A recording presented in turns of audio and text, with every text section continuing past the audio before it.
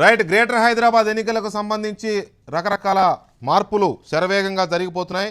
చాలా వేగంగా శరవేగంగా ఒక మాటలో చెప్పాలంటే ప్రతిపక్షాలు అటు ఇటు తిరిగి చూసేలోపే అభ్యర్థుల ఖరారు చేసుకోవడం, ఎన్నికలు నిర్వహించడం, ఫలితాలు రావడం, మేయర్ గద్దె మీద కూర్చోవాలని టీఆర్ఎస్ తహతహలాడింది. అయితే హైకోర్టులో దానికి కొద్దిగా అవరోధం కలిగింది. హైకోర్టు దాన్ని తప్పుపడుతూ ఆ జీవో ఏదైతే ఉందో ఎన్నికల గడువుని ఆ ప్రక్రియను 14 రోజులకు కుదించాలనుకున్న నిర్ణయాన్ని హైకోర్టు తప్పుపడుతూ 31 రోజులకు పొడిగించాల్సిందిగా హైకోర్టు చెప్పడం, ఆ తర్వాత ఇప్పుడే చూస్తున్నాం ముఖ్యమంత్రి కేసీఆర్ కామెంట్స్ కూడా చూస్తున్నాం. హైదరాబాద్ ఎన్నికలకు సంబంధించి హైకోర్టు తీర్పును గౌరవిస్తామని, ఉద్యోగులు 1,00,000 మంది ఉద్యోగులు అవసరమవుతారు హైదరాబాద్ ఎన్నికలు నిర్వహించాలంటే. నెల రోజుల పాటు ఎన్నికలు నిర్వహిస్తే ప్రజలు ఇబ్బంది పడతారు, ఇంతమంది ఉద్యోగులు విధుల్లో లేకపోతే, రెగ్యులర్ విధుల్లో లేకపోతే, అందువల్ల అలా అనుకున్నాం, ఖచ్చితంగా హైకోర్టు తీర్పుని గౌరవిస్తామని చెప్పి ముఖ్యమంత్రి చెబుతున్నారు. మరోవైపు కాంగ్రెస్ పార్టీ తెలంగాణ పీసీసీ అధ్యక్షుడు ఉత్తమ్ కుమార్ రెడ్డి మరో రకంగా స్పందించారు. కనీసం వారం రోజుల ముందు, ఎన్నికలకు వారం రోజుల ముందే రిజర్వేషన్లు ఖరారు కావాలి, రిజర్వేషన్లు ఖరారు అయిన తర్వాత వారం రోజుల గ్యాప్తో నోటిఫికేషన్ రావాలని ఉత్తమ్ కుమార్ రెడ్డి డిమాండ్ చేస్తున్నారు. ఈ నేపథ్యంలో అసలు మొత్తంగా హైకోర్టు ఏం చెప్పింది, తెలంగాణ గవర్నమెంట్ ఏం చేయాలనుకుంది, ఇప్పుడు ఏం జరగబోతోంది అనేది చాలా కీలకమైన చర్చ. దీనికి సంబంధించి చర్చలో కటారి శ్రీనివాసరావు గారు లోక్సత్తా నాయకులు, అలాగే భువనగిరి ఎంపీ నర్సయ్య గౌడ్ గారు టీఆర్ఎస్ ఎంపీ, అలాగే డాక్టర్ శ్రవణ్ కుమార్ గారు కాంగ్రెస్ పార్టీ అధికార ప్రతినిధి స్టూడియోలో ఉన్నారు. ఇక జంధ్యాల రవిశంకర్, ఈ కేసుని హైకోర్టులో వాదించిన జంధ్యాల రవిశంకర్ అడ్వకేట్ లైన్లో ఉన్నారు, వారితో మాట్లాడదాం. రవిశంకర్ గారు నమస్తే అండి. గుడ్ ఈవినింగ్ అండి. Good evening. అసలు తెలంగాణ ప్రభుత్వం టీఆర్ఎస్ పార్టీ ఏమనుకుంది, హైకోర్టుకి ఏమని వెళ్ళారు మీరు, హైకోర్టు ఏం చెప్పింది? 2 విషయాలు వెంకటకృష్ణ గారు. దాంట్లో ఏంటంటే సెక్షన్ 33 జిహెచ్ఎంసీ యాక్ట్, దాంట్లో 21 రోజులు మొత్తం ఎలక్షన్ అంటే ఎలక్షన్ కమిషన్ చేతికి వెళ్ళిన తర్వాత ఎలక్షన్ పూర్తి అవడానికి 21 రోజులు ఉంటాయి. దాన్ని మన ప్రభుత్వం ఒక 6 రోజులు దాంట్లో తగ్గించి మొత్తం ప్రాసెస్ అంటే నామినేషన్ దగ్గర నుంచి రిజల్ట్స్ పబ్లికేషన్ వరకు ఒక 6 రోజులు తగ్గించింది. అంటే 15 రోజులు.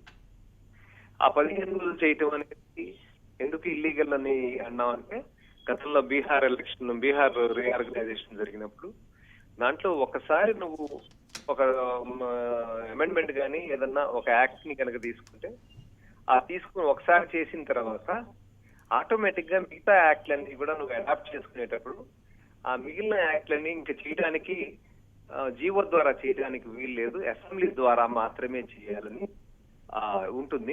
మనకు కూడా సెక్షన్ 101 ఆఫ్ రీఆర్గనైజేషన్ యాక్ట్ లో అదే పదాలు ఉన్నాయి. అపార్ట్ ఫ్రమ్ దిస్ ఏంటంటే, గతంలో ఈ పిల్ నెంబర్ 3 అని ఒక పబ్లిక్ ఇంట్రెస్ట్ లిటిగేషన్ లో ఎలక్షన్ కమిషన్ అలాగే గ్రేటర్ హైదరాబాద్ మున్సిపల్ కార్పొరేషన్ కలిసి నాకు ఈ ప్రాసెస్ అంతా అంటే ప్రీ ఎలక్టోరల్ అంటే ఈ గ్రౌండ్ వర్క్ అంతా జిహెచ్ఎంసీ పూర్తి చేసి అన్ని వార్డులు చేసే దగ్గర నుంచి ఫైనల్ గా బీసీ ఎస్సీ ఎస్టీ రిజర్వేషన్స్ అట్లాగే బూత్ అవన్నీ పూర్తి చేసిన రోజు నుంచి 45 రోజులు మాకు టైం కావాలని నేను ఎలక్షన్ కమిషన్ చెప్పడం జరిగింది. అది చెప్పడమే కాకుండా ఆ టైం అయిపోతుంటే 15th డిసెంబర్ కి ఆ టైం అయిపోతున్నప్పుడు 2nd నవంబర్ మళ్ళీ ఇంకో పిటిషన్ వేసి మళ్ళీ రెండోసారి టైం అడగటం జరిగింది. దాంట్లో కూడా ఎలక్షన్ కమిషన్ మాకు 45 రోజులు టైం కావాలి, ఈ బీసీ ఎస్సీ ఎస్టీ రిజర్వేషన్స్ అయ్యి వార్డు కూడా ఫిక్స్ అయిన తర్వాత అని చెప్పారు. నేను పర్టికులర్ గా ఏం చేస్తానంటే ఆ 2 ఆర్డర్లు కోర్టులో వేసి సెపరేట్ పిటిషన్ కూడా వేసి election commission independent body, constitutional body అయింది కూడా ఇక్కడ ఆ ప్రాసెస్ లో ఈ బీసీ ఎస్సీ ఎస్టీ రిజర్వేషన్ అనేది ఇంతవరకు అవ్వలేదు. అంటే ఒక 26 రోజులు డిలే అయింది. 15th డిసెంబర్ నుంచి 26 రోజులు డిలే అయినా కూడా మళ్ళీ దీని మీద మాకు 45 రోజులు కావాలి అనే దాంట్లో 45 రోజుల్లో 26 రోజులు వెళ్ళిపోయింది ఆల్రెడీ. అని అది అడగకపోవటం అనేది ఇల్లీగల్ అని నేను అడుగుతున్నా అని చెప్పేసి మళ్ళీ మేము అడిగాం అన్నమాట. ఈ రెండింటి మీద వచ్చి రెండుని కలిపి విట్టు రీఆర్గనైజేషన్ యాక్ట్ లో ఉన్న లాంగ్వేజ్ ని బట్టి ఈ గవర్నమెంట్ కి చెప్పండి రవి గారు. రైట్, లైన్ ఏదో ప్రాబ్లం ఉంది, మళ్ళీ తీసుకుందాం మనం. శ్రవణ్ గారు, ఇక్కడ 14 రోజులు అనుకున్నది కాస్త 21 రోజులకి వెళ్ళింది. నోటిఫికేషన్కి పోలింగ్కి మధ్య గడువు. ఉత్తమ్ కుమార్ రెడ్డి గారేమో రిజర్వేషన్లకి నోటిఫికేషన్ మధ్య 6 రోజులు గడువు ఉండాలి, ముందు రిజర్వేషన్ రిలీజ్ చేయండి, ఆ రిజర్వేషన్ రిలీజ్ చేసిన తర్వాత కనీసం 1 వీక్ గ్యాప్ ఉండాలి నోటిఫికేషన్ ఇవ్వడానికి. నోటిఫికేషన్ ఇచ్చిన తర్వాత 21 రోజులకు పోలింగ్ అనేది కాంగ్రెస్ పార్టీ డిమాండ్. ప్రభుత్వం ఎలా స్పందిస్తుంది అనుకుంటున్నారు? ఒకవైపు జీవో మీద కోర్టు స్టే ఇస్తే అక్కడ ఆర్డినెన్స్కి రంగం సిద్ధమవుతుంది. ఆల్రెడీ మంత్రుల సంతకాలు పూర్తయినట్టుగా మనకి బ్రేకింగ్ న్యూస్ కనపడతా ఉంది. సో ప్రభుత్వం ఏదో రకం, ఒకవైపు కేసీఆర్ గారేమో కోర్టును మేము గౌరవిస్తాం, దాని ప్రకారం ఎన్నికలు జరుపుతామని చెప్తున్నారు, బట్ జీవోని మాత్రం ఆర్డినెన్స్ రూపంలో అయినా తీసుకొచ్చి ఇంప్లిమెంట్ చేయాలనుకుంటున్నారు. సో ఏంటి, what is your parties reaction, initial reaction? Uttam Kumar Reddy గారు అన్నట్టుగా బీసీ రిజర్వేషన్లు ప్రకటించక ముందు ఒకసారి ఈవెన్ ప్రకటించక ముందు కూడా ఈ రిజర్వేషన్లో ఏమైనా అభ్యంతరాలు ఉన్నాయా అని చెప్పని అన్ని రాజకీయ పార్టీలను సంప్రదించిన తర్వాత మాత్రమే, తర్వాత రిజర్వేషన్ ప్రకటించిన తర్వాత క్యాండిడేట్ల కోసం అని చెప్పని మిగతా అభ్యంతరాలు అన్నీ కూడా కనుక్కోవడం కోసం అని చెప్పని 1 వీక్ కావాలి. దట్స్ ఎ వెరీ స్టాచ్యూట్ కావచ్చు, లేకపోతే ఎన్నికల సంప్రదాయం కావచ్చు. అయితే మీరు అడిగిన ప్రశ్నలో టీఆర్ఎస్ పార్టీ ఏం చేయదలుచుకుంటుంది అన్నదానికి ఎంపీ గారు సమాధానం చెప్పాలి. కానీ ఒకవేళ నేను సమాధానం చెప్పాల్సిన పరిస్థితి వస్తే మాత్రం వాళ్లకు రాజ్యాంగం మీద కానీ ప్రజాస్వామ్యం మీద కానీ కాన్స్టిట్యూషనల్ బాడీస్ మీద కూడా ఏమాత్రం నమ్మకం ఉన్నట్టుగా లేదు. Peculiar circumstances happening in Telangana. గతంలో రాజకీయ పార్టీలు మ్యానిపులేటివ్గా ఉన్నది చూసినాము, గవర్నమెంట్స్ ఎగ్జిక్యూషన్ కావచ్చు, లేకపోతే పాలసీ మేకర్స్ ఇట్లా మ్యానిపులేట్ చేసినట్టు ఉండొచ్చు. కానీ ఆఖరికి ఎన్నికల సంఘాలను రిటర్నింగ్ ఆఫీసర్లుగా పనిచేసినట్టు వాళ్ళందరూ కూడా కుమ్మక్కైపోయి మొత్తానికి మొత్తం అధికారంలో ఉన్న పార్టీకి గెలుపు కట్టబెట్టాలనేటువంటి ఒక కుతంత్రం సిస్టమేటిక్గా జిహెచ్ఎంసీ ఎన్నికలు జరిగినప్పటి నుంచి మీకు కనుక చూసుకున్నట్టయితే, ఈ ప్రస్తావన వచ్చినప్పటి నుంచి కనుక చూసుకున్నట్టయితే మీకు కనబడుతుంది. కాబట్టి we cannot expect anything positive and democratic and constitutional outcome coming from the TRS party. ఎందుకు చెప్తా ఉన్నాను ఈ మాట అంటే, ఒకటి, మీరు 19 లక్షల మంది ఓటర్లకు మీరు నోటీసులు ఇచ్చి దాంట్లో నుంచి 7 లక్షల మంది ఓటర్లను మీరు పీకి పడేసి ఏంద్రా అని అంటే దానికి సమాధానం చెప్పకుండా తుంగల దొక్కేటువంటి ఒక ప్రయత్నం చేసిండ్రు. ఆఖరికి బన్వర్లాల్ లాంటి వాళ్లకు నోటీసులు వచ్చేటువంటి ఒక పరిస్థితి ఏర్పడ్డది. ఆఖరి సోమేష్ కుమార్ను ఆ పదవి నుంచి తప్పించి పడేసిండ్రు. ఎక్కడ బయటపడతాడో, దొంగ ఎక్కడ దొరుకుతాడో అని చెప్పని పక్కకు పడేసేట ఒక ప్రయత్నం చేసినారు ఇష్టారాజ్యంగా, కనీసం వాళ్ళకు స్పందించకుండా. రెండో అంశానికి వచ్చినట్టయితే, రెండో fraudulent thing what he's been committed, ప్రజలకు కూడా తెలియాలి, తమ దృష్టి కూడా తీసుకొచ్చేది ఏంటంటే, డీలిమిటేషన్ ఎక్సర్సైజ్ ఎప్పుడైనా డివిజన్లకు జరిగినప్పుడు మీరు ఆ క్షేత్రంలో ఎక్కడైతే డీలిమిటేషన్ ఎక్సర్సైజ్ జరుగుతుందో ఆ క్షేత్రంలోకి వెళ్ళి మీరు అక్కడ పబ్లిక్ హియరింగ్ అనేటువంటిది కండక్ట్ చేయాలి. పబ్లిక్ హియరింగ్ కండక్ట్ చేసిన తర్వాత based on that public hearing you come to certain conclusions and those conclusions have to be shared with the respective political parties and seek the objections or suggestions from the political parties and finalise. That's the constitutional process. Yeah, that's what. Second democratic process. Constitutional or not, I don't know. Democratic process. ఇది second fraudulent thing that has been committed by the TRS. Third, నేను ఒక BC బిడ్డగా చెప్తా ఉన్నాను, BC enumeration ఇండ్లలో కూర్చొని complete చేసి పడేసినారు. BC enumeration దానికి జిహెచ్ఎంసీ అధికారులు కుమ్మక్కైనట్టుగా కనబడతా ఉంది, ఎన్నికల అధికారులు కుమ్మక్కైనట్టుగా కనబడతా ఉంది, మొత్తం టీఆర్ఎస్ ప్రభుత్వం యొక్క యంత్రాంగం కుమ్మక్కైనట్టుగా కనబడతా ఉంది. గుండె మీద చేయబెట్టుకొని ఈరోజు టీఆర్ఎస్ పార్టీ సంబంధించిన వాళ్ళు కానీ, జిహెచ్ఎంసీ అధికారులు కానీ, ఎలక్షన్ కమిషన్ కానీ ఎంతమంది బీసీ ఇండ్లకి వెళ్ళి మీరు బీసీ ఎన్యూమరేషన్ కంప్లీట్ చేసినారు? At least I have not seen anybody coming to my home or my relatives or my friends. నాకు కాసిం వెంకటేశ్వర గారు కూడా ఇక్కడ, ఆయన బీసీ బిడ్డనే, మరి ఆయన ఇంటికి కూడా వారికి కూడా వచ్చినారో నాకు తెలియదు. అయితే బీసీ ఎన్యూమరేషన్ అంతా కూడా ఇంకొక, మీరు ఇందులో ఎందుకు ఈ డౌట్ వస్తూ ఉందంటే చెప్తా ఉన్నా సార్, చదువుకున్న వాళ్ళం అందరము ఒక విషయం, సమగ్ర సర్వే జరిగినప్పుడు మీరు 55% బీసీలు ఉన్నారు తెలంగాణ మొత్తంగా అని చెప్పి హైదరాబాద్లో 26% ఉంటుందా? Can there be any geographical location where there can be so much of distortion in terms of a population? Telangana అంతనే 55% ఉంటారు, హైదరాబాద్ ముస్లిం మైనారిటీస్ అందరూ దీంట్లో ఉన్నారు కదా. ఎక్కడ అన్యాయము? 26% బీసీలు ఉన్నారని చెప్పని కుదిర్చి పడేసి బీసీల యొక్క గొంతు నొక్కేటువంటి ఒక ప్రయత్నం చేస్తా ఉన్నారు. ఇన్ఫాక్ట్ మా ప్రతినిధి, మా అన్న వీరు గళమెత్తి కంపల్సరిగా ఈ తప్పిదాన్ని సరిదిద్దాలని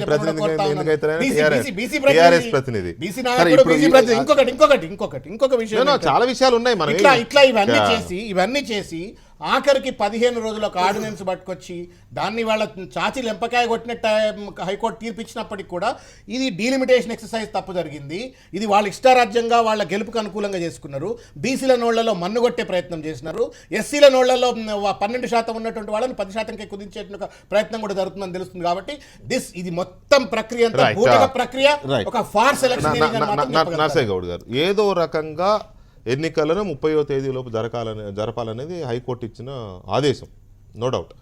ఆ ప్రకారం జరపాల్సి ఉండింది. కానీ మీరు ఏం చేశారు, డిసెంబర్ 15th కల్లా రిజర్వేషన్ ఇస్తామన్నారు, ఇవ్వలేకపోయారు. సరే, ప్రాసెస్ జరిగి ఉండొచ్చు. ఇప్పుడు ఏం చెప్తున్నారంటే 30వ తేదీలో పూర్తి కావాలి కాబట్టి, మొత్తం ప్రాసెస్ పూర్తి కావాలి కాబట్టి ఆ వ్యవధిని మేము కుదించి వచ్చాము అని చెప్పి చెప్తూ వచ్చారు. ఇప్పుడు కేసీఆర్ గారు కూడా అదే అంటున్నారు, వ్యవధిని కుదించాం, అయితే ఎంప్లాయీస్ కూడా ఇన్ని రోజులు ఉండడం మంచిది కాదు విధుల్లో అని చెప్పి కుదించామని వారు చెప్తున్నారు. కోర్టు తీర్పును స్వాగతిస్తున్నాం అంటున్నారు, ఖచ్చితంగా దాని ప్రకారం అమలు చేస్తామంటున్నారు. ఇంకో పక్క ఆర్డినెన్స్ కూడా రెడీ అవుతుందనేది వార్తలు వస్తూ ఉన్నాయి. ఈ పరిస్థితుల్లో కోర్టు తీర్పుని ఏమైనా ఎదురు దెబ్బగా, మామూలుగా ఏమంటారంటే కేసీఆర్ సర్కారుకు కోర్టు ఝలక్ అని వార్తలు వస్తాయి, రేపు అవే వస్తాయి, అలాంటి హెడ్డింగ్లే ఉంటాయి. సో అలాంటి ఝలక్గా ఫీల్ అవుతున్నారా, లేక ఇట్స్ కామన్ ప్రాసెస్గా ఫీల్ అవుతున్నారా? మొట్టమొదటిగా ఏంటంటే ఈ జలక్ల విషయానికి వస్తే నెంబర్ 1 పాయింట్ ఏంటంటే, ఏ పొలిటికల్ పార్టీకైనా మోస్ట్ ఇంపార్టెంట్ జలక్ ఏంటంటే ప్రజల నుంచి జలక్ వస్తే కానీ ఈ కోట్ల నుంచి జలక్ అనేది పెద్ద సమస్య కాదు. ఎందుకంటే దీనివల్ల ఏదో ప్రత్యేకంగా టీఆర్ఎస్ లబ్ధి పొందటం, వేరే వాళ్ళకి నష్టం జరగటం ఉండదు. ప్రధాన కారణం ఏంటంటే నెంబర్ 1 పాయింట్ మీరు ఏదైతే ఉంచారో 21 days to 14 days అనేది పార్టీలకు అతీతంగా, ఇప్పుడు ఉన్న ఇన్ఫర్మేషన్ టెక్నాలజీ యుగం కానీ, సోషల్ మీడియా యుగం కానీ, ఎలక్ట్రానిక్ మీడియా యుగం కానీ, పార్టీలకు అతీతంగా మీరు జనరల్ ఒపీనియన్ తీసుకుంటే, అంటే ఈ జేఎంసీ సెలక్షన్ పక్కా పెడితే, మనం జరిగిన పోయిన సెషన్లో ఇదే అంశం మీద చాలామంది ఎంపీలతో మాట్లాడారు. ఎందుకంటే దీని మీద ఈ ఎలక్షన్ కమిషన్ ఆఫ్ ఇండియాకు లెటర్, అంటే ఒక ప్రపోజల్ పంపదలుకుంది అందరూ పార్టీలు కదా. యునానిమస్ ఒపీనియన్ ఏంటంటే మనం వ్యవధి ఎంత తగ్గిస్తే అంత మంచిది. ఎందుకు? ప్రధానంగా ఏంటంటే ఈరోజు వ్యవధి పెరుగుతున్న కొద్దీ నెంబర్ 1 అభ్యర్థి మీద వాస్తవం, మీరు అంటే మీరేమో ఉన్నట్టు చెప్తున్నా, అభ్యర్థి మీద భారం అనేది రోజు రోజు పెరుగుతుంది, ఆర్థికమైనటువంటి భారం.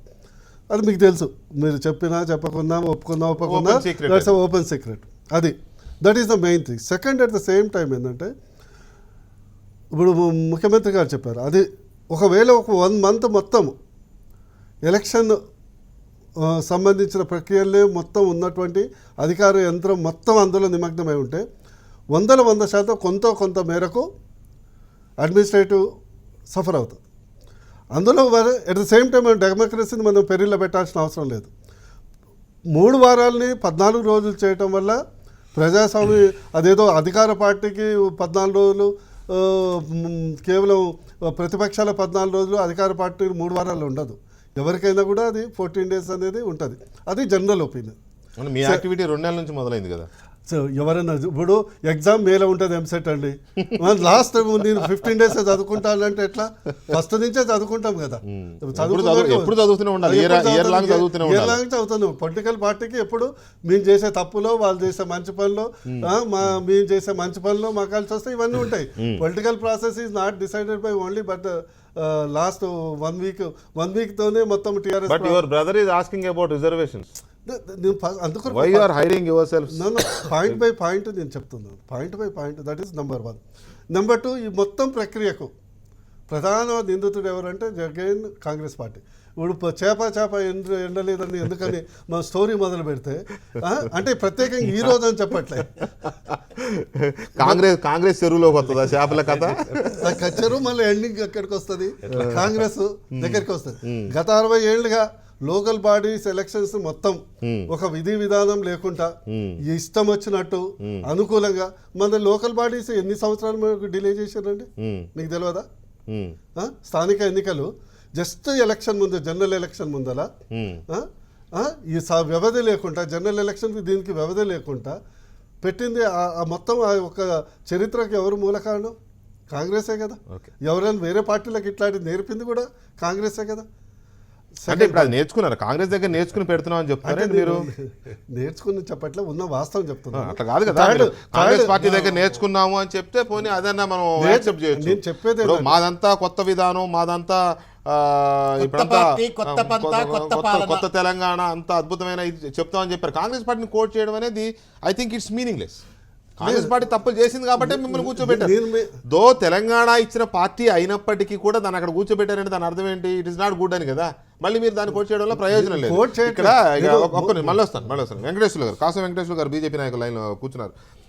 వెంకటేశ్వర గారు, చాలా మందిని అడిగాం, ఎంత తక్కువ వ్యవధి పెట్టుకుంటే అంత మంచిది, అభ్యర్థుల మీద భారం లేకపోతే ఈ అనవసరమైన ఖర్చు ఇవన్నీ ఉంటుందని మంచి నిర్ణయం తీసుకున్నామని చెప్తున్నారు. ఏది ఎంపీ గారి మాట, చాలా మంది టీఆర్ఎస్ నాయకులు అదే మాట చెప్తున్నారు. నాట్ ఓన్లీ టీఆర్ఎస్, నేను పార్లమెంట్లో అక్రాస్ ఆల్ ద ఈ అంటే ఇక్కడ చర్చల్లో కూడా మీ నాయకులు అదే చెప్తున్నారు. వారి ఒపీనియన్ కూడా అదే అయ్యి ఉండొచ్చు, నేను తప్పట్లే. At the same time KCR garu ఏం చెప్తున్నారు? ఈ ప్రాసెస్ మొత్తం చేయాలంటే 1,00,000 మంది ఉద్యోగులు అవసరం అవుతారు. హైదరాబాద్ ఎలక్షన్ పూర్తి చేయాలంటే నెల రోజుల పాటు 1,00,000 మంది ఉద్యోగులు ఎన్నికల విధుల్లో ఉంటే రెగ్యులర్ ప్రాసెస్ రోజువారీ కార్యక్రమాలు దెబ్బతింటాయి కాబట్టి వీలైనంత తొందరగా పూర్తి చేయాలనుకుని కుదించాం. దాన్ని కోర్టు చెప్పింది కాబట్టి మార్చుకుంటాం అంటున్నారు. మరి ఇంత పెద్ద డెసిషన్ తీసుకునేటప్పుడు ఎవరిని సంప్రదించారు? ఒక all party meeting, all party presidents ఉన్నారు కదా, ఉత్తమ్ కుమార్ రెడ్డి గారు ఉన్నారు, కిషన్ రెడ్డి గారు ఉన్నారు, లేకపోతే లోక్ సత్తా ఇలాంటి నాయకులు ఉన్నారు, లెఫ్ట్ పార్టీస్ ఉన్నాయి. కాన్ఫిడెన్స్లోకి ఇలా అనుకుంటున్నాం, మంచి ఆలోచన కదా అని తీసుకోవచ్చు కదా, ఒపీనియన్ తీసుకోవచ్చు కదా, కాన్ఫిడెన్స్లో తీసుకోవచ్చు. మరి అలాంటిది ఏం జరగలేదు. సో ఇప్పుడు కోర్టు చెప్పిన తర్వాత దాన్ని మారుస్తూ ఉంటున్నారు, కానీ మళ్ళీ ఆర్డినెన్స్ అనే అనుమానాలు వస్తూ ఉన్నాయి. వెంకటేశ్వర గారు, మీ ఈ తీర్పును మీరు ఎలా చూస్తున్నారు? ఇప్పుడు నర్సయ్య గారు ఎంపీ వారి విషయాలు, చాలా విషయాలు వాళ్ళకి ఎలక్షన్ ఖర్చు ఎట్టుంటుంది వారు కూడా చాలాసార్లు మాట్లాడినారు. నేను ఏమంటున్నానంటే మొన్న పొలిటికల్ ఇంటెంట్ తోటి రాజసూయాగం చేసిండు, అంతే కదా. ఆయన రాజసూయ మా ఉద్దేశంలో అది రాజసూయాగం చేస్తాడు. అశ్వాన్ని వదిలిపెడితే ఎంత దూరం పోతే అయితే దానికోసం అధికార యంత్రాంగాన్ని అంత ఉపయోగించుకోలేదా? అసలు సెక్రటరియట్ కానీ లేకపోతే మిగతా ఆఫీసులన్నీ మొత్తం కుదేలు అయిపోయినాయి కదా. దానికప్పుడు 1,00,000 మంది అవసరం ఉన్నది, ఇక్కడ పరిపాలన అంతా స్తంభించిపోద్ది అనేది ఈ ప్రభుత్వానికి కానీ లేకపోతే కేసీఆర్ గారు కానీ తెలియదా? ఈరోజు డెమోక్రసీలో ప్రజాస్వామ్యాన్ని బతికించాల్సినటువంటి ప్రభుత్వాలు ఈ రకంగా ప్రతిపక్షాలందరినీ కూడా అంటే ఆత్మహత్యలకు ప్రేరేపించే రకంగా ఇవాళ డెమోక్రసీని కూనీ చేస్తూ ఉంటే మళ్ళీ వాళ్ళే ఇదంతా న్యాయం జరుగుతుంది, అన్యాయం జరుగుతుంది అని చెప్పేసి మాట్లాడడం ఏదైతుందో ఇది చాలా దారుణమైనటువంటి విషయం. ఇంతకంటే వేరే విషయం లేదు. ఇంకొకటి మీరు అన్నట్టు ఇవాళ డెమోక్రసీలో ప్రభుత్వం అంటే ఖాళీ పాలకపక్షమే కాదు, ప్రతిపక్షాలను కూడా కాన్ఫిడెన్స్లోకి తీసుకోవాలి. ఇప్పుడు మేజర్ చేంజ్ చేయబోతున్నావు. 1955 చేసినటువంటి చట్టాన్ని ఒకటేసారి నువ్వు మార్చాలనేటువంటి ప్రయత్నం చేస్తున్నావు. అటువంటప్పుడు అసలు ప్రజలు ఏమనుకుంటున్నారు, ప్రతిపక్షాలు ఏమనుకుంటున్నారు, వాళ్ళ ఒపీనియన్ తీసుకుందాము అనేటువంటి ఆలోచన చేయాలి. రెండవది పైసలే తక్కువ చేయాలనేటువంటి ఆలోచన ఉంటే ఇప్పుడు ఎక్కడి నుంచి వస్తున్నాయంటే బోడుప్పల్ నుంచి నేరుగా ఇటు వస్తున్న ఎల్బీ నగర్ నుంచి ఇట్లా వస్తూ ఉన్నాను. మీరు గమనించండి, అసలు ఆ ప్రచారము, ఆ వింత ప్రచారం, విస్తృత ప్రచారం బహుశా నేను చూసినా కానీ అయితే ఎప్పుడు కూడా ఈ రకమైనటువంటి ప్రచారం చూడలేదు. ఎందుకు ఇంత ఆర్భాటం? పాలకపక్షం ఈ రకంగా ఆర్భాటం చేస్తే అసలు ఎందుకు లేవనే ఒక సింపతి కావచ్చు, ప్రతిపక్షాల దగ్గర డబ్బు లేవు, అనవసరంగా ఎక్కువ టైం పెడితే అంటే ఇంతకుముందు ఒక విషయం చెప్పాడు, ఆ మేనర్ లో ఎందుకు ఆలోచించకూడదు మీరు? అలా ఇంతకుముందు వాళ్ళు ఒక విషయం చెప్పారు, ఎంసెట్ పరీక్ష ఎప్పుడైనా సరే మే 21కి వస్తుంది కదా అని చెప్పేసి. కార్పొరేట్ కాలేజీలకు ముందే ఎందుకు లీక్ చేస్తా ఉన్నారు?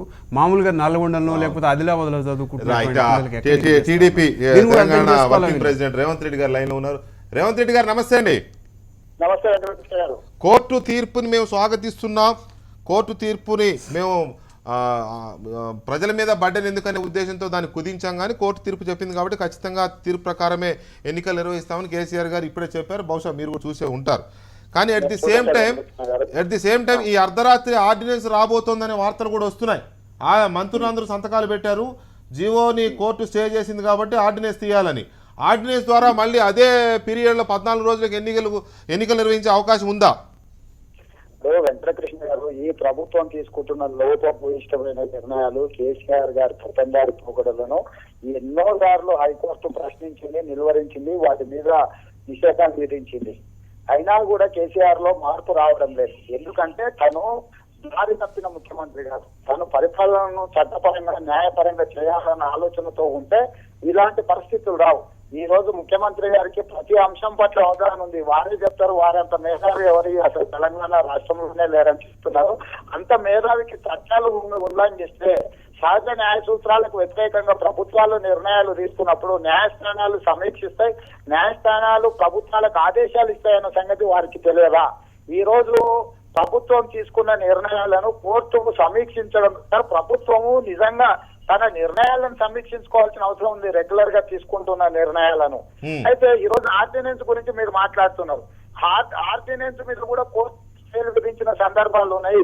కేంద్ర ప్రభుత్వం తెచ్చిన ఆర్డినెన్స్ కూడా చట్టానికి వ్యతిరేకంగా ఏదైతే రాజ్యాంగం ఉందో రాజ్యాంగ విధానాలకు వ్యతిరేకంగా ఒకవేళ ఆర్డినెన్స్ తీసుకొచ్చిన న్యాయస్థానాలు సమీక్షించే అవకాశం ఉంది.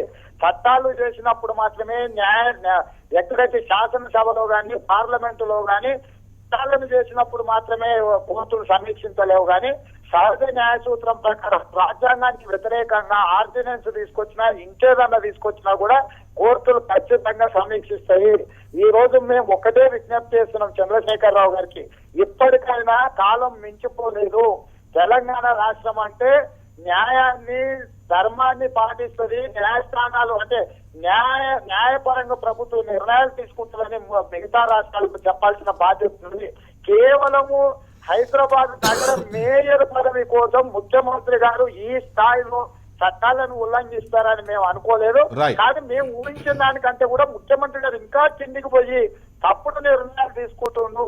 దీన్ని అంటే తన వ్యక్తిగత ప్రతిష్టకి ఇప్పటికైనా తను విధానాలు మార్చుకోవాలి. దయచేసి ఒక్క నిమిషం లైన్ లో ఉండండి దయచేసి ప్లీజ్. ఆర్డినెన్స్ ద్వారానైనా ఎలక్షన్ నిర్వహించాలి అని అనుకుంటే అది సాధ్యం అవుతుందా ప్రభుత్వానికి? శ్రీనివాస్ గారు, 2 విషయాలు. ఇందాక మీరు అన్నట్టు అసలు ఎన్నికలు ఎవరి కోసం అన్నది ఒకటి కీలకం. ఎన్నికలు ప్రజల కోసం. ఎన్నికల సంఘం చేయాల్సిన బాధ్యత ఏంటంటే పార్టీలకి ప్రజలకి వీలైనంత ఫెయిర్ అండ్ ఎలక్షన్ జరిపే ప్రయత్నం. ఎన్నికల్ని ప్రశాంతంగా అందరికీ ఒక ఈక్వల్ లెవెల్ ప్లేయింగ్ ఫీల్డ్ అంటాం. ఒక యుద్ధక్షేత్రం, యుద్ధం అనకపోయినా యుద్ధంలాగా జరుగుతున్నటువంటి ఎన్నికల్లో సమానంగా అందరికి అవకాశం, పార్టీలకు కానీ క్యాండిడేట్లకు కానీ ఫెసిలిటేట్ చేయటం ఎన్నికల సంఘం బాధ్యత. తప్పు జరగకుండా చూడాలి, ఎట్ ద సేమ్ టైం ఒక క్రమ పద్ధతిలో ప్రచారం జరిగేలాగా చూడాల్సిన బాధ్యత ఎన్నికల సంఘం.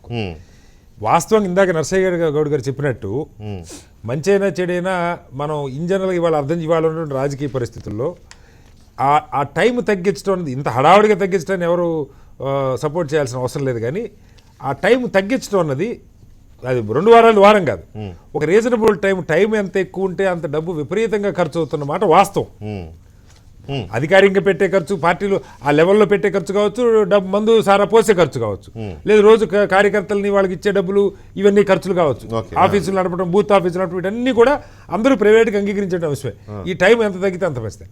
కానీ ఇవాళ జరగాల్సింది ఏది కూడా ఒక ప్రాసెస్లో జరగాలి. మనం గమనించినట్టుగైతే బీసీ రిజర్వేషన్ ఇందాక నరసింహగౌడ్ గారు చెప్పారు, ఎంసెట్కి 2 వారాల టైం, కానీ అసలు పేపర్ ఏంటో కూడా తెలియదు, సెంటర్ ఎక్కడో తెలియదు. ఇప్పుడు ఎక్కడ ఎవరికి రిజర్వేషన్ వస్తుందో తెలియకుండా అయితే ఆఖరి వారంలోనే ప్రచారం గెలుస్తారా? కాదు. ఖచ్చితంగా కనీసం క్యాండిడేట్ ఎవరో తెలిసి నామినేషన్ వేసుకుంటానికి ఒక్కరోజు టైం అంటే ఇది ఏ రకంగా కూడా అంత అవసరం కూడా లేదు. ఇప్పుడు ఫెయిర్గా ఒక టైం బౌండ్ పెట్టుకొని ఓ క్రమ పద్ధతిలో ఓటర్ల జాబితాని సరి చేసుకొని బీసీ ఎన్యూమరేషన్ ప్రాపర్గా చేసి రిజర్వేషన్లు ప్రకటించి దానికి మళ్ళీ అబ్జెక్షన్స్ కాల్ఫర్ చేసి ఫైనల్ లిస్టు ప్రకటించి ఇవన్నీ ఒక క్రమ పద్ధతిలో జరిగితే ప్రభుత్వం మీద ఎవరికి ఈ అభియోగాలు ఉండవు. కానీ ఇవన్నీ కూడా గందరగోళంగా ముందంతా పట్టించుకోకుండా ముందు 3 కార్పొరేషన్లు అన్నారు, తర్వాత 200 డివిజన్లు అన్నారు, మళ్ళీ 150 అన్నారు. ఆ 150 కూడా ఈ రోజుకి నాకు ఏది అంటే గతంలో మనకి ఎలా ఉండేదంటే లాస్ట్ టైం జిహెచ్ఎంసీలో ఒక చోట 11,000 ఒక చోట లక్ష ఓట్లు ఉన్నటువంటి డివిజన్లు ఉన్నాయి. ఇప్పుడు కూడా యాక్చువల్గా సరౌండింగ్ మున్సిపాలిటీస్ ఓట్ల సంఖ్య చాలా ఎక్కువ, అవేమో 70 ఉన్నట్టుంది, ఇవి 80 ఉన్నాయి. నేను మొత్తం డీటెయిల్గా స్టడీ చేయలేదు. 5-10% అటు ఇటు ఉంటే ఓకే, 50,000 గతంలో చాలా వేరియేషన్.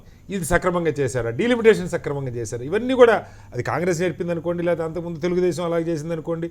మనకి అక్కడ ఎవరు అధికారంలో ఉంటే ఆ వార్డుల డీలిమిటేషన్ దగ్గర నుంచి ఓట్లు తీసేయడం దగ్గర నుంచి దానికి అనుకూలంగా చేసుకునే ప్రయత్నం తప్ప, అరే ప్రజాస్వామ్యం ఇంతమందికి ఒక రిప్రజెంటేటివ్ ఉండాలి, దాన్ని ఒక పద్ధతిలో చేద్దాం.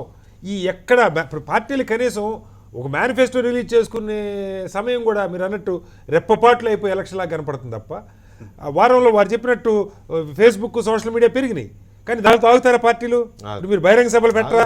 లక్షల మంది బహిరంగ సభలు పెడతారు, ర్యాలీలు పెడతారు, ఇవన్నీ చేస్తారు. ప్రజల్లోకి వెళ్ళాలంటే ప్రజల్లోకి need some time కదా. ultimately ప్రజల్లోకి వెళ్ళే మోడల్ Need some time. కాబట్టి ఇప్పుడు అది ఏ రిజర్వేషన్ ఏ డివిజన్ దేనికి రిజర్వ్ అయిందో తెలిస్తే అక్కడ అభ్యర్థిని పెట్టుకోవాలి ముందు. నేను కోరేది అసలు ఒకటే. టైం కూడా నేను లేకపోతే కోరేది కష్టం ఒకటే. కదా. ప్రభుత్వం ఇప్పుడు కోర్టు నుంచి ఒక ఇది వచ్చిన తర్వాత ఒక్క ఒక అడుగు నిమిషం, వెనక్కి రేవంత్ రెడ్డి వేసి గారు తీసుకుంటా ఒక్క నిమిషం. నా అభ్యర్థన ఏంటంటే ఒక అడుగు వెనక్కి వేసి ఆ 21 రోజుల ప్రకారం as per the original GHMC act ఏదో దాని ప్రకారం జరపడం వల్ల ప్రభుత్వానికి గౌరవం పెరుగుతుంది. రైట్ శ్రావణ్ గారు. ఇప్పుడు ఆ 21 రోజు కూడా ప్రీ ఎలక్టోరల్ ప్రాసెస్ అంతా కూడా కంప్లీట్ అయిపోయిన తర్వాత అవును 21 days. నోటిఫికేషన్ నుంచి పోలింగ్ రిజర్వేషన్ మధ్య announce నుంచి అంటే చేసి నోటిఫికేషన్ వచ్చేటానికి ప్రీ ఎలక్టోరల్ ప్రాసెస్ అంతా Complete కంప్లీట్ అవ్వాలి. నేను ఒక చిన్న మా నర్సన్నని అడిగేది ఏంటంటే ఎంసెట్ ఎగ్జామ్ మంచి ఎగ్జాంపుల్ చెప్పింది. I like it. EAMCET exam 6 నెలల ముందు నుంచే చదువుకోవాలని చెప్పని.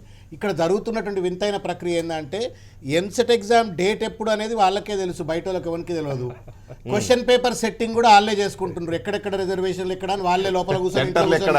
సెంటర్లు క్వశ్చన్లు కూడా 150. క్వశ్చన్లు కూడా మళ్ళీ ఎక్కడ అని చెప్పని క్వశ్చన్లు వాళ్ళకే తెలుసు. క్వశ్చన్ పేపర్ మూడు సెట్లలో ఏ సెట్ ఏ సెట్ వస్తుందో కూడా తెలుసు.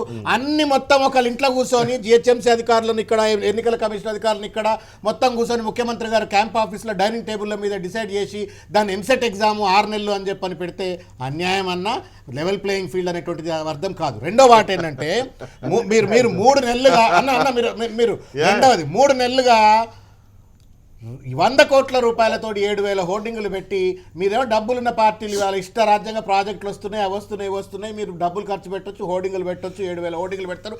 ఆఖరికి మెట్రో పిల్లర్ను కూడా వదిలిపెట్టకుండా హోర్డింగులు పెడతారు. ఇవాళ అధికార యంత్రాంగంపై భారం పడుతుందని పెద్ద మనిషి మాట్లాడినారు మా అన్నగారు. నేను ఒకటే ప్రశ్న అడుగుతున్నా.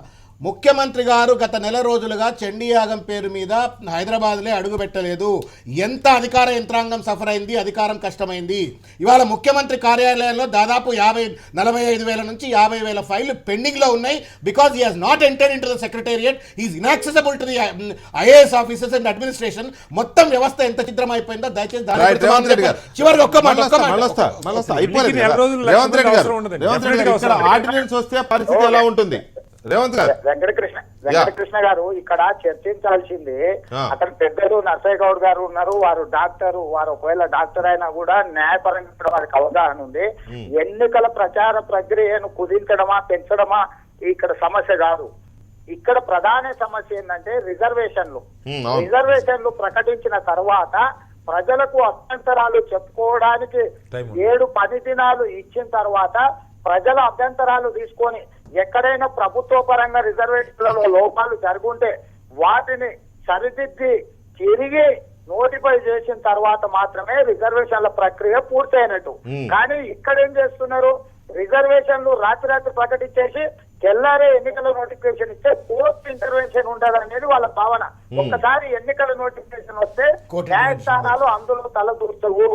ఆ ఒక్క లొసుగును పట్టుకొని తప్పుడు విధంగా రిజర్వేషన్లు అన్నింటిని కూడా తమకు అనుకూలంగా చేసుకొని వాళ్ళకు ముందే అవగాహన పెట్టుకొని ఆయా ప్రాంతాలలో అభ్యర్థులను సిద్ధం చేసుకొని ఎన్నికలలో ఒక గందరగోళం సృష్టించి ప్రతిపక్ష పార్టీలు అన్ని కూడా గందరగోళంలో నుంచి తేరుకోకుంటే నగర మేయర్ ఎన్నికలను పూర్తి చేసుకోవాలని ప్రభుత్వం ఏదైతే చేస్తుందో నేను ఒకటే అడుగుతున్నా. మీరు బంగారు తెలంగాణ చేసిన వాళ్ళు, బంగారు తెలంగాణ కోసం పనిచేస్తున్న వాళ్ళు, మీరు ఇంత హడావిడిగా ఇంత అర్ధరాత్రి పూట నిర్ణయాలు తీసుకోవాల్సిన అవసరం ఉందా? ఎవరిని మెప్పించడానికి ఆర్డినెన్స్ తెస్తుండ్రు, ఎవరిని అందలం ఎక్కించడానికి ఈ రోజు ప్రభుత్వం ప్రయత్నం చేస్తుందో ఆలోచన చేయాల్సిన అవసరం ఉన్నది. ఎందుకు తెలంగాణ ప్రజల కోసం గ్రేటర్ హైదరాబాద్ ఎన్నికలు చేయాలనుకున్న మీరు రాత్రి దొంగ దెబ్బ కొట్టాల్సిన అవసరం లేదు. రేవంత్ గారు ఒక్క నిమిషం ఎంపీ గారు, అర్ధరాత్రి ఆర్డినెన్స్ ఎందుకు అని వాళ్ళు ఎక్స్పెక్ట్ చేస్తున్నారు, వార్తలు వస్తున్నా కూడా ఎక్స్పెక్ట్ చేస్తారు. ఎందుకు అంత ఇదిగా తీసుకోవాల్సిన అవసరం ఏముంది ప్రజల కోసమే అనుకున్నప్పుడు అనే ప్రశ్న. ఇంకా చాలా ప్రశ్నలు వేశారు. మీకు న్యాయం తెలుసు అన్నారు డాక్టర్ అయినా కూడా. సో రేవంత్ గారికి ఏం సమాధానం? అర్ధరాత్ర మిట్ట మధ్యాహ్నమా సమస్య కాదు. మనకు స్వతంత్రం కూడా అర్ధరాత్రి వచ్చింది కదా, అది సమస్య కాదు. కానీ నిర్ణయం కరెక్టా కాదా అనేది ఇంపార్టెంట్, అంతే కదా. అది ఏ టైమింగ్ అనేది చేస్తున్న పని కరెక్టా కాదా అనేది ఇంపార్టెంట్. అది మనం చూడాల్సి, స్పిరిట్ చూడాలి. ఇక్కడ లా వేరు, స్పిరిట్ వేరు. ఇక్కడ సంబంధించిన వరకు ఇప్పుడు ఇక్కడ ఉన్న స్పీకర్స్ అందరూ యునానిమస్గా కుదించడం వల్ల స్పిరిట్ ఏం దెబ్బతినలేదు. బట్ టెక్నికల్గా లా పరంగా అందరినీ సరే సంప్రదించి చేయాలనేది ఒక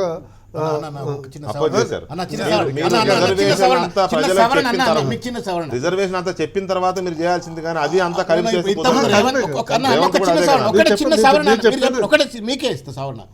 ఇంతమంది రేవంత్ రెడ్డి గారు మాట్లాడినా, నేను మాట్లాడినా, వారు మాట్లాడినా మేము ఏమంటున్నామంటే, మీరు రిజర్వేషన్ ప్రకటించిన తర్వాత వారమా 10 రోజుల ఆ రిజర్వేషన్ టైంలో ఉన్నటువంటి ఒక అబ్జెక్షన్స్ కానీ సజెషన్స్ కానీ తీసుకున్న తర్వాత 21 రోజులు మీరేమంటున్నారు? మీరు 21 రోజులు ఇస్తాం, ఇప్పుడు ఆర్డినెన్స్ పట్టుకొచ్చి 21 రోజులు ఇస్తాము, ఇవాళ రాత్రికి రాత్రి మేము రిజర్వేషన్ ప్రకటించి పడేసి మేము పొద్దుగాల ఎన్నికలకు పోతామంటున్నారు. Again you are putting the people into a problem. Political పార్టీస్కు స్పేస్ లేకుండా, లెవెల్ ప్లేయింగ్ ఫీల్డ్ లేకుండా చేస్తున్నారు. అది తప్పు అంటున్నాం మేము. I'm speaking only when the notification starts. అది 14 days 21 days అది కౌంట్ అవుతుంది. మిగతా ముందర జరిగేది అనేది వారం తీసుకోవచ్చు, నెల ముందు జరగలేదు కదా సార్. అది కదా వాళ్ళు అంటున్నది. నేను చెప్పేది, నేను మాట్లాడుతున్నది ఇప్పుడు జివో సమస్య కేవలం ప్రీపోల్ గురించి కాదు కదా, కుదించిన దాని గురించి కదా. అది వాళ్ళు అడుగుతున్నారు, దాని గురించి నేనేమి అభ్యంతరం, దాని గురించి అభ్యంతరం. ఎంపీ గారు సమస్యను తప్పుదో పట్టిస్తున్నారు. గతంలో హైకోర్టుకు రాష్ట్ర ప్రభుత్వం ఇచ్చిన అఫిడవిట్ లో December 15th కు రిజర్వేషన్ కంప్లీట్ ప్రకటిస్తాము, January 31కి ఎన్నికలు పూర్తి చేస్తామన్నారు. అంటే రిజర్వేషన్లు ప్రకటించిన తర్వాత 45 రోజులలో ఎన్నికలను పూర్తి చేస్తామన్నారు. ఈ రోజు రిజర్వేషన్లు ప్రకటించిన 14 రోజుల్లోనే ఎన్నికలు పూర్తి చేస్తామని ప్రభుత్వం తప్పుడు నిర్ణయం తీసుకున్నది. దాని మీద పెద్దలు ఎంపీ గారు ఏమైనా వివరణ ఇవ్వగలుగుతారో మీరు ఒక్కసారి అడగండి. నవంబర్ లో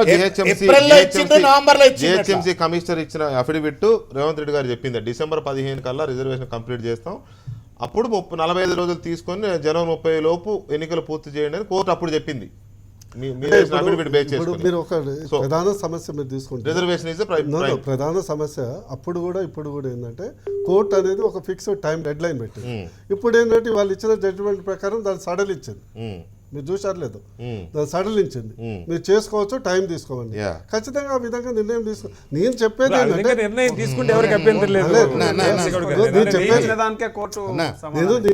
ఏంటంటే ఈ కుదించుడు సమస్య అనేది అంటే రిజర్వేషన్ ప్రక్రియకు దీనికి ఈ రిజర్వేషన్కు నోటిఫికేషన్ సంబంధం లేదు. First this is 1 year before కూడా చేయొచ్చు, దాని ఏముంది. దానికి ఓన్లీ 1 day అది సమస్య కాదు, 1 month. ఒకటి సార్, స్ట్రైట్ గా ఇందులో మనం ఇంతసేపు ఇది చేయాల్సిన అవసరం లేదు. అపోజిషన్ పార్టీస్ అన్ని ముక్తకంఠంతో అడుగుతున్నది ఏంటంటే, మీరు రిజర్వేషన్ ఇచ్చిన తర్వాత నోటిఫికేషన్కి టైం ఉండాలా, ఎందుకంటే మాకు కొన్ని అభ్యంతరాలు ఉంటాయి, మేము చెప్పాల్సినవి ఉంటాయి, అభ్యర్థులు పిక్ చేసుకోవడం ఇలాంటి చాలా ఉంటాయి. ఒక పార్టీ కాదు, ఒకవేళ నిజంగా రేవంత్ రెడ్డి అడుగుతున్నాడు కాబట్టి రేవంత్ రెడ్డి అడిగింది మనం చేయకూడదు అని అనుకుంటే అది వేరే విషయం. అన్ని పార్టీలు అదే మాట్లాడుతున్నాయి. మరి శశిధర్ రెడ్డి అది అడుగుతున్నారు, తర్వాత బీజేపీ కిషన్ రెడ్డి గారు అడుగుతున్నారు, ఉత్తమ్ రెడ్డి గారు అడుగుతున్నారు, అందరూ అడుగుతున్నారు. కానీ మీరు ఎందుకో దాన్ని అవాయిడ్ చేస్తున్నారు. అసలు విజయ రహస్యం అందులో ఉందా అన్న? మీకు సప్లిమెంట్ నేను ప్లీజ్ నన్ను అలౌ చేయాలా. They are very strategic. TRS party చాలా కుతంత్రపూరితంగా దీంట్లో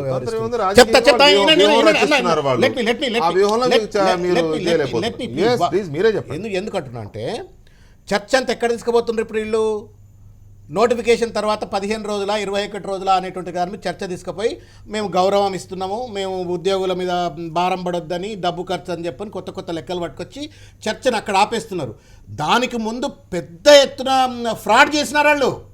బీసీ రిజర్వేషన్లో ఫ్రాడ్ చేసినారు, అది చర్చ కావట్లే. ఇప్పుడు ఇక్కడ డీలిమిటేషన్ ఫ్రాడ్ చేసినారు, అది చర్చ కావట్లే. ఇక్కడ ఓట్ల లెక్కింపు, ఓట్లను తొలగిపోతే అది ఫ్రాడ్ కావట్లే. ఇప్పుడు గమ్మత్ ఏమైపోయిందనంటే, రాత్రికి రాత్రి వీళ్ళు ఏదైతే 1955 యాక్ట్ను వీళ్ళు అమెండ్ చేసేసి ఆ కొత్త జీవో పట్టుకొచ్చిండ్రు. ఆ జీవోను మాత్రమే ఇంతకుముందు అడ్వకేట్ గారు ఇంతకుముందు జందల గారు చెప్పినట్టుగా they have challenge the GO only.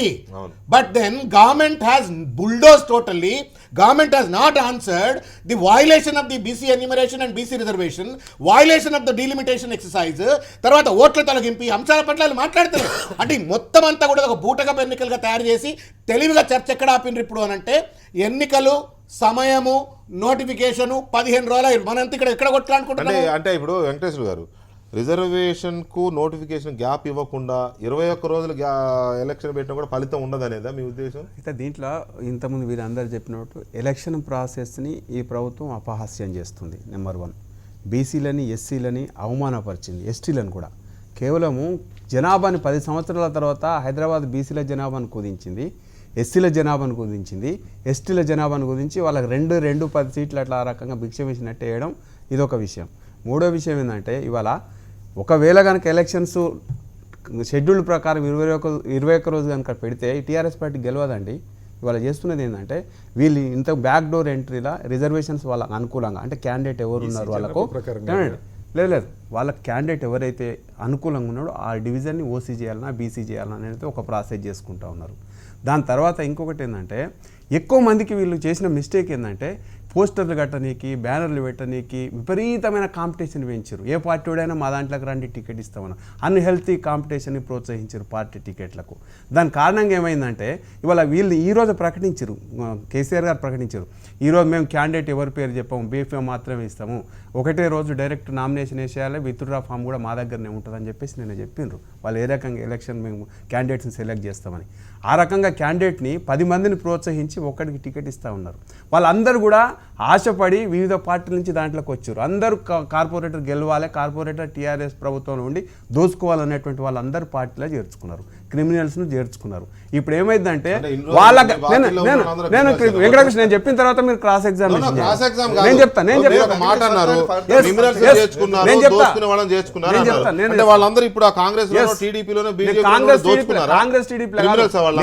నేను చెప్తున్నాను కేసులు ఉన్న వాళ్ళని చేర్చుకున్నారు.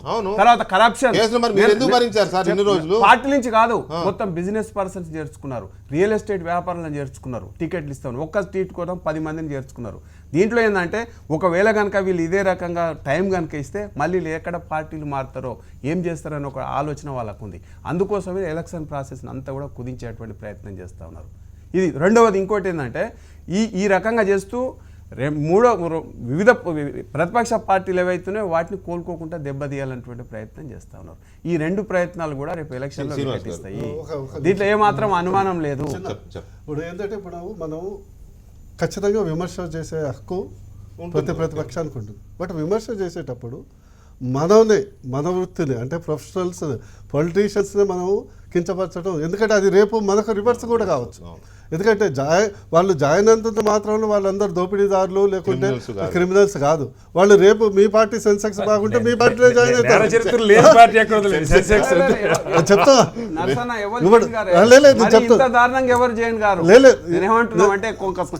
కొంత నీతి నిజాయితీ విలువల కట్టుబడి ఉంటారు.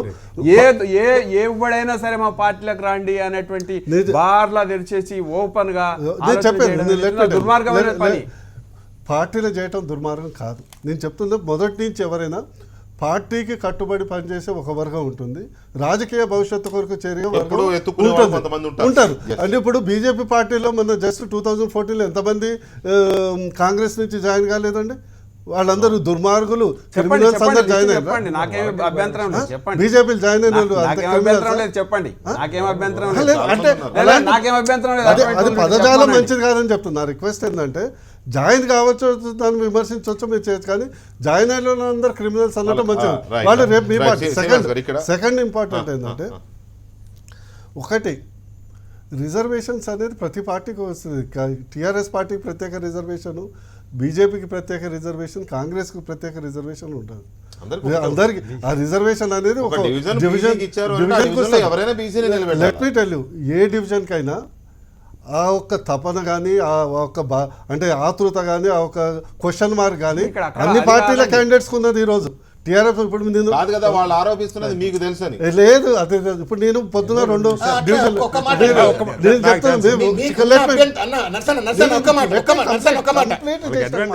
నువ్వు కంప్లీట్ చేశాను. ఆ యొక్క సస్పెన్స్ అనేది, క్లైమాక్స్ అనేది కేవలం పక్క పార్టీలు కాదు, మాకు కూడా తెలియదు. మేము పొయ్యి చేసేస్తాం, మేము కంపెనీ పోతే ఒకటే 100%. ప్రోగ్రామ్ చూస్తున్నారు, ఒక్క నిమిషం ప్రోగ్రామ్ చూస్తున్నారు కదా, మీరు ఫోన్ ఓపెన్ చేయండి ఫోన్.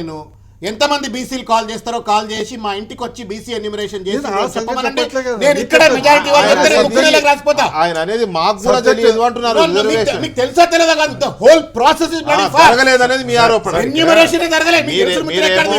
మీరేమో బీసీ బీసీ ఎన్యూమరేషన్ జరగలేదు. ఒక్క నిమిషం, మా పార్టీ కూడా తెలియదు అందరిలాగానే మీరు అంటున్నారు. లేదు, నిజం. అసలు వారు అనేది ఏంటంటే బేసిక్ క్వశ్చన్ రేజ్ చేస్తున్నారు. ఎన్యూమరేషన్ జరగలేదు, మీ ఇండ్లల్లో కూర్చొని మీరు ఎన్యూమరేషన్ జరగలేదు, బీసీ జనాభా గణన జరగలేదు అనేది వారి ఆరోపణ. వెంకటేశ్వర, ఇక్కడ మనం let me complete. Yeah please. మీకు ఒకటి మాత్రం అందరికీ తెలియాల్సిన అవసరం ఏంటంటే బీజేపీ, కాంగ్రెస్, టీడీపీ ఇతర పార్టీ నాయకులకు ఎంత తెలియదో టీఆర్ఎస్ పార్టీ నాయకులు కూడా ఏ డివిజన్ ఏ రిజర్వేషన్ వస్తుందో తెలియదు.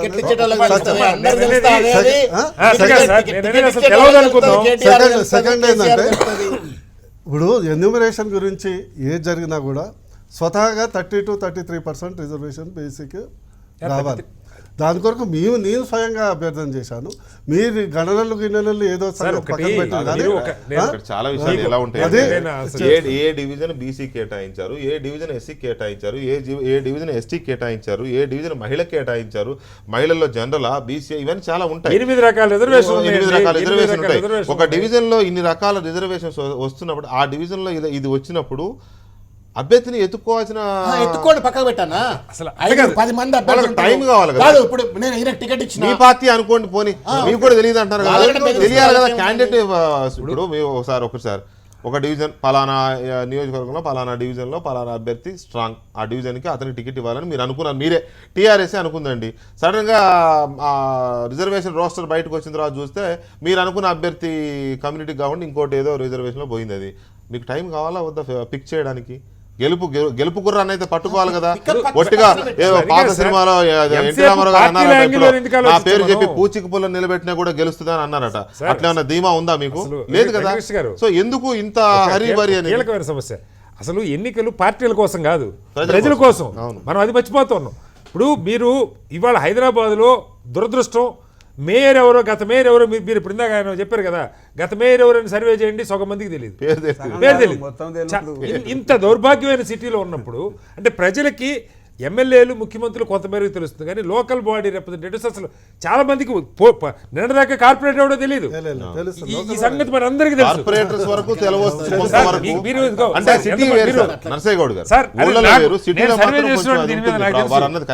నూటికి 100 పాళ్ళు చాలా 50% జనానికి తెలియదు. మాజీ మేయర్ పేరు గుర్తు రావట్లేదు. దయచేసి నేను చెప్పేది సరే తెలుసు అనుకుందాం, నాకు చర్చ దాని మీద కాదు. ఇప్పుడు 8 మందిలో ఎవరు వస్తారో ఒక్కొక్క 8 రకాల రిజర్వేషన్లు ఉంటే 8 into 8 64 మంది ఆస్పిరెంట్స్ ఉంటే మీకు ఒక్కో పార్టీలో సడన్ గా ఎవరికో అది బీసీ మహిళ అవ్వచ్చు లేదా ఎస్సీ మేల్ అవ్వచ్చు, ఆ రిజర్వేషన్ వస్తే అసలు ఆ మనిషి ఎవరో జనానికి తెలుసుకునే టైం ఉందా? అలాగే లోకల్ సమస్యలు చర్చకొచ్చే టైం ఉందా? ఆయన ఏమి హామీలు ఇస్తాడో చెప్పే టైం ఉందా? మేనిఫెస్టో చెప్పుకోవాలి తెలియాలి కదా. మీరు ఎంత నేను డెవలప్ చేస్తాను చెప్పుకునే అసలు లీడర్ ని ప్రజలు తెలుసుకునే టైం ఎక్కడ ఉంది మనకి? రైట్. అంటే కేవలం ఫైనల్ గా ఒక కాంగ్రెస్ శ్రవణ్ గారు అండ్ పార్టీ పేరు తెల్లకూడదు కదా. శ్రవణ్ గారు అండ్ వెంకటేశ్వర గారు ఫైనల్ గా ఒక క్వశ్చన్ జనం ముందు ఇప్పుడు ఒక క్వశ్చన్ ఉంది. రైట్, కోర్టు చెప్పింది, సీఎం గారు చెప్తున్నారు, కోర్టు చెప్పిన ప్రకారము ఎన్నికలు పెడతామని అంటున్నారు. ఆర్డినెన్స్ అనే వార్తలు వస్తున్నా ప్రస్తుతానికి లేదని అనుకుందాం, మనం లేదని అనుకుందాం. కోర్టు చెప్పిన ప్రకారమే కేసీఆర్ గారు ఆ స్పిరిట్తో 21 days నోటిఫికేషన్ గ్యాప్, రిజర్వేషన్ కూడా ముందు ఇస్తారేమో అనుకుందాం. ఒక వారం పెరిగినట్టు అంతే కదా, కుదించిన దానికంటే ఒక వారం పెరిగినట్టు. రిజర్వేషన్ మధ్య గ్యాప్ కూడా ఉంటే అది వేరే విషయం. కానీ మామూలుగా ఇప్పుడు మీరు వెళ్ళిన ఆ జీవో ప్రకారం కోర్టుకు వెళ్ళిన వాళ్ళకు వచ్చిన వెసులుబాటు ఒక వారం ఎక్స్ట్రా. విజయ అవకాశాలు మారిపోతాయా? 100% మారిపోతాయి. బీజేపీ అధికారంలో ఇంకొకటి ఏంటంటే దీంట్లో ఇంకొకటి ఉంటుందండి, అధికారం వస్తుందా రాదా అనేది వేరు విషయం. డెమోక్రసీలో ఎలక్షన్ సిస్టమ్ని మన ఎలక్షన్లో సిస్టమ్ని ఒక ప్రభుత్వం తన సొంతంగా వాడుకోవడం ఏదైతుందో అది సరైనటువంటి విధానం కాదని మేము చెప్తా ఉన్నాం. గెలిపోవడంలో ఎవరైనా గెలవనియండి, ప్రజలు ఎవరు నిర్ణయం చేస్తే వాళ్ళు అధికారంలోనికి వస్తారు, వాళ్ళకి ఆ వెసులుబాటు ఇవ్వండి అంటున్నాం మేము. అంతే తప్ప ఏదో ప్రభుత్వానికి గంపగుత్తగా వాళ్ళు ఇష్టానురాజ్యంగా చేసేసి తీసుకోవాలని చెప్పేసి మేము కోరుకోవట్లేదు. ప్రజలకు అవకాశం ఇవ్వండి, ఆలోచన చేసుకుంటే అందుకు అవకాశం ఇవ్వండి.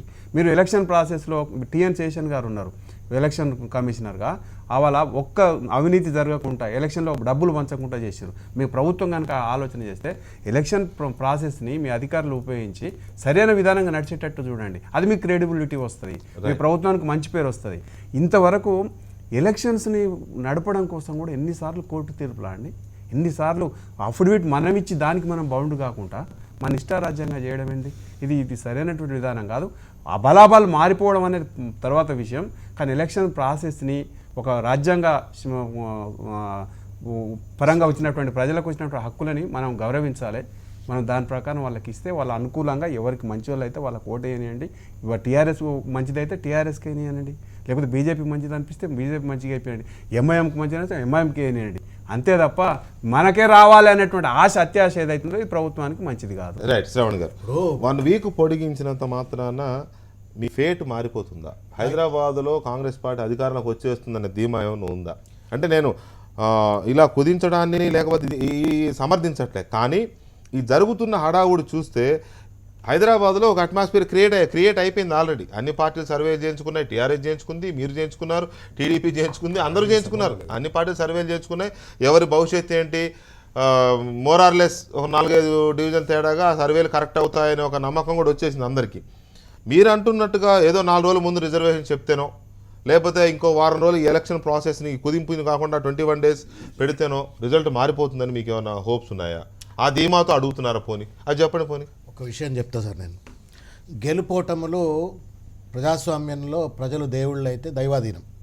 గెలుపోటములు ప్రజల యొక్క ఇష్టానికి సంబంధించిన అంశం. ఎవరి ఇష్టం ఉంటే వారు చెప్పినట్టు వారికి ఎవరు మంచోళ్ళు అనిపిస్తే వాళ్ళకి ఓట్లేయచ్చు. కానీ చండీ యాగంలో పూర్ణాహుతి ఎంతైతే పవిత్రమైనటువంటి ఒక ఘట్టమో, ప్రజాస్వామ్య వ్యవస్థలో ఎన్నికలు అనేటువంటి అంత పవిత్రమైనటువంటి ఒక ఘట్టం. ఒకవేళ కనుక ఎన్నికలను కనుక అపహాస్యం చేసే పరిస్థితి ఏర్పడ్డట్టయితే you are diluting and ridiculing the democratic structure and system, violating the entire constitution. రాజ్యాంగం మీద గౌరవం లేనట్టు, ప్రజాస్వామ్యం మీద గౌరవం లేనట్టు. మేము ప్రక్రియ గురించి మాట్లాడుతున్నాం, ఫలితాల గురించి మాట్లాడతలే. ప్రక్రియను మ్యానిపులేట్ చేసేటువంటి ఒక హక్కు ఏ ప్రభుత్వాన్ని నడిపే పెద్దలకు లేదు. అది రాజ్యాంగ భరితమైనటువంటి ఒక ప్రాసెస్. అది ఆ ప్రాసెస్ను వైలేట్ చేసే హక్కు లేదు. వీఆర్ ఓన్లీ డిమాండింగ్ రాజ్యాంగబద్ధంగా అధికారంలోకి వచ్చిన ఒక ప్రభుత్వాన్ని రాజ్యాంగబద్ధంగా వ్యవహరించండి, కానీ ఒక రాచరికం బద్ధంగా వ్యవహరించొద్దు అని చెప్పని మేము కోరుతా ఉన్నాం. మేము కోరేది అది. మేము గెలుస్తామా ఓడతామా ప్రజల ఓట్లు, అది వాళ్ళ ఇష్టం. But then today just because you are sitting on the power, you cannot misuse the power, you cannot dilute the constitution, you cannot totally ridicule the democracy. అది మేము మాట్లాడుతూ ఉన్నాం. ఇంకొక విషయానికి వచ్చిన విషయం అంటే, ఇవాళ కోర్టు తగ్గిస్తుందా పెంచుతుందా, I'm not really bothered, I'm not so excited about జీవోను రద్దు చేసిందని కూడా ఎక్సైట్మెంట్ లేదు. బికాజ్ చేయవలసిన డ్యామేజ్ అంతా కూడా చేసేసినారు. The fraudulent thing that suppose to have not done already has been done. Damage has been done. Delimitation damage జరిగిపోయింది, ఓటర్ల తీసివేత డ్యామేజ్ జరిగిపోయింది, బీసీ రిజర్వేషన్లో డ్యామేజ్ జరిగిపోయింది. ఇంత చేసిన తర్వాత ఎన్నికల ప్రక్రియ మీరు 7,000 హోర్డింగ్లు పెట్టుకొని ఆ తర్వాత సినిమా స్టార్ల లెక్క ఎక్కడికక్కడ డిజైన్లు లేవు, ఎస్టిమేట్లు లేవు, టెండర్లు లేవు, ఎక్కడికక్కడ శంకుస్థాపన చేసుకొని మీరు గెలిస్తే గెలిపే కాదు, అది ఇది మ్యానిపులేటెడ్ మనోవాడి గెలిపది. కాబట్టి ఒక విషయం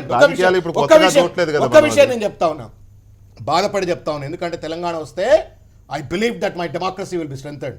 I believe that the constitution will be totally strengthened. I believe that there will be some justice happens in Telangana. Telangana will be a role model state for the 28 you are not with the TRS, no? Whether I am with TRS or not is different question, sir. Telangana ఒక అభ్యుదయవాదిగా ఒక ఉద్యమకారుడిగా తెలంగాణ వస్తే నా రాజ్యాంగానికి గౌరవం పెడుతుంది, నా ప్రజాస్వామ్యానికి గౌరవం పెడుతుంది అని చెప్పాలనుకున్నా. కానీ రాజ్యాంగాన్ని ప్రజాస్వామ్యాన్ని తుంగలు దొక్కితే ఇవాళ మీరు ఉండొచ్చు అధికారంలో, కానీ రేపు ఇంకెవడో వస్తాడు, వాడు ఇంకా మిమ్మల్ని చూసి ఇంకా అడ్డమైన పనులకు పాల్పడే ప్రమాదం ఏర్పడుతుంది. కాబట్టి వ్యవస్థలు చావకూడదు, ప్రజాస్వామ్యం చావకూడదు.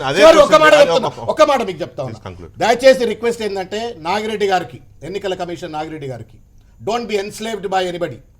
జనార్దన్ రెడ్డి గారికి కూడా మేము చెప్తా ఉన్నాం, chief returning officer this election, దయచేసి మీరు ఈ ప్రక్రియను అపహాస్యం చేయకండి, ఎవరి ఒత్తిళ్లకు లొంగకండి.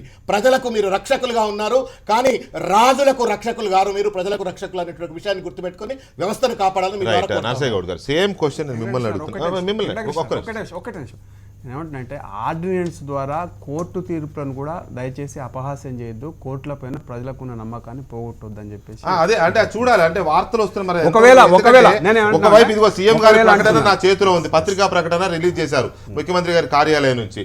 కోర్టు తీర్పుని మేము గౌరవిస్తాం, మేము అనుకున్నది వేరు, కానీ కోర్టు చెప్పింది కాబట్టి అందులో భాగంగానే కోర్టు చెప్పినట్టుగానే 21 రోజుల్లో పోలింగ్ నిర్వహిస్తామని చెప్పి ప్రకటన వచ్చింది. అక్కడేమో ఆర్డినెన్స్ అర్ధరాత్రి వచ్చే అవకాశం ఉందని చెప్తారు. ఒకవైపు ముఖ్యమంత్రి గారు చెబుతూ వయా మీడియాగా ఆర్డినెన్స్ తెస్తారని చెప్పలేం మనం. అంటే నేనైతే అలా అనుకోవట్లేదు. మేబీ గవర్నమెంట్కి ఆ ఫెసిలిటీ ఉంది కాబట్టి, కాన్స్టిట్యూషనల్ ఫెసిలిటీ ఉంది కాబట్టి తెస్తారేమో, వీ డోంట్ నో. అయితే ఇక్కడ నేను అదే క్వశ్చన్ మిమ్మల్ని అడుగుతున్నా ఫైనల్గా. ఒక వారం పెరిగితే గెలుస్తామనే ధీమా ఉందని ఎలాగైతే వారిని అడిగానో, ఇంత హడావుడిగా వాళ్ళు ఏదో ఊహించకుండా, వాళ్ళకేమీ తెలుసుకోకుండా, రిజర్వేషన్ ఏం జరిగింది తెలియకుండా హడావుడిగా చేసినంత చేయకపోతే, అలా చేయకుండా 45 రోజుల ప్రాసెస్ చేస్తే ఓడిపోతామని మీకు ఏమైనా భయం ఉండిందా? అంటే మీ ప్రశ్న అంటే జవాబు ఇచ్చే ముందర చాలా పెద్ద స్టేట్మెంట్ ఇచ్చాను.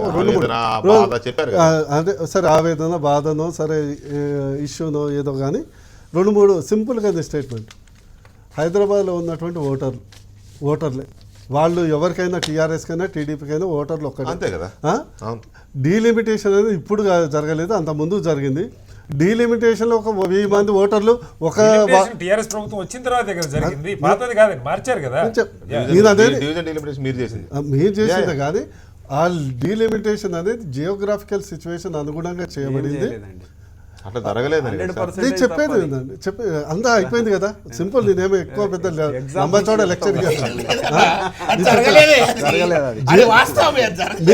మీరు అన్నదే. నేను పట్టుకున్న కుందేలకే 3 కాళ్ళు అంటే నేను చెప్పేది వినాలి కదా. మీరు చెప్పేది చాలా సేపు 3 కాళ్ళది కూడా దొరకనివ్వట్లేదు వాళ్ళకి. మీరు కుంటి కుందేలు కూడా దొరకనివ్వట్లేదు మీరు వాళ్ళకి. అది కదా వాళ్ళ బాధ. సింపుల్ గా 70 లక్షలు ఉన్న జనాభాలకు 70 లక్షలు ఉండటం ఏ విధంగా సమంజసం కాదో ఆ విధంగా తొలగించబడింది, కానీ వేరే ఉద్దేశంతో కాదు. అది అనవసరమైనటువంటి చర్చ తెచ్చేసి ప్రజల్లో అపోహ కలిగించాల్సిన అవసరం లేదు. అవసరం లేదు. సెకండ్, ఓటర్లు ఈ డివిజన్లు ఉన్న ఆ డివిజన్లో వేయాలనుకుంటే వేస్తాడు, వేయొద్దనుకుంటే వేయడు. దానివల్ల డివిజన్లో మారటం వల్ల ఏదో పార్టీలు గెలుస్తాయంటే ప్రతి జనరల్ ఎలక్షన్ ముందర డివిజన్లు ఎలా స్పందిస్తారు? హైదరాబాద్ ఓటర్లు అంటే కొంచెం ఎడ్యుకేటెడ్ ఓటర్స్ ఎక్కువ కదా.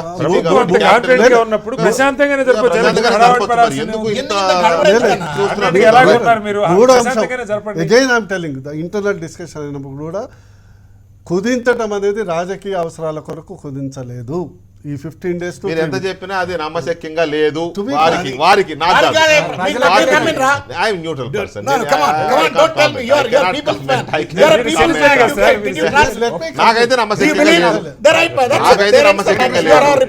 నాకైతే నమ్మశక్యం. ఎందుకంటే ఆల్ సడన్ 45 రోజులు, జీవోలో 31 రోజులు, 21 రోజులు ఇట్లా ఉన్నదాన్ని సడన్ గా 14 రోజులు తీసుకురావడం, రిజర్వేషన్ కనీసం చెప్పకుండా కోర్టుకి ఇచ్చిన అఫిడవిట్ లోనేమో December 15 అఫిడవిట్ వేస్తాము, December 15 రిజర్వేషన్ చెప్తాము అని చెప్పిన ఇప్పుడేమో ఒక్కరోజు ముందు చెప్తామని అనే దాన్ని నమ్మశక్యంగా అయితే లేదు.